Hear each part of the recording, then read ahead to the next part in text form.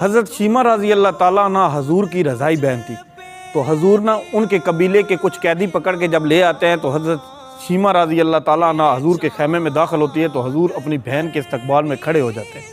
حضور فرماتا ہے کہ میری بہن آپ کیوں آئی، مجھے بتا دیا ہوتا۔ تو آپ فرمانے لگی کہ آپ نا کچھ میرے قبیلے کے قیدی لے آئے ہیں۔ تو حضور نے فرمایا کہ پھر بھی آنے کی زحمت نہیں کرنی تھی، مجھے بتا دیتی میں چھوڑ دیتا۔ اور پھر حضور صحابہ سے بیان فرماتے ہیں کہ ان کے قیدی چھوڑ دیں۔ جب قیدی چھوڑ دیے جاتے ہیں تو حضور نے اپنی بہن کو کچھ کپڑے دیتے ہیں، کچھ گھوڑے تحفے میں دیتے ہیں، جیسے کہ بھائی بہنوں کے لیے کرتے ہیں۔ حضور باہر آتے ہیں اور اپنی بہن کو الوداع کہتے ہیں۔ جب بہن چلی جاتی ہے تو حضور صحابہ سے بیان فرماتے ہیں کہ تم لوگ سوچ رہے ہوگے کہ پہلے میں تم لوگوں سے مشورہ کرتا تھا، آج مشورہ نہیں کیا۔ تو صحابہ نے عرض کیا کہ یا رسول اللہ صلی اللہ علیہ وآلہ وسلم، ہماری مال اولاد آپ پر قربان، حضور واقعی آپ نے مشورہ نہیں کیا۔ تو حضور بیان فرمانے لگے کہ میری بہن آئی تھی۔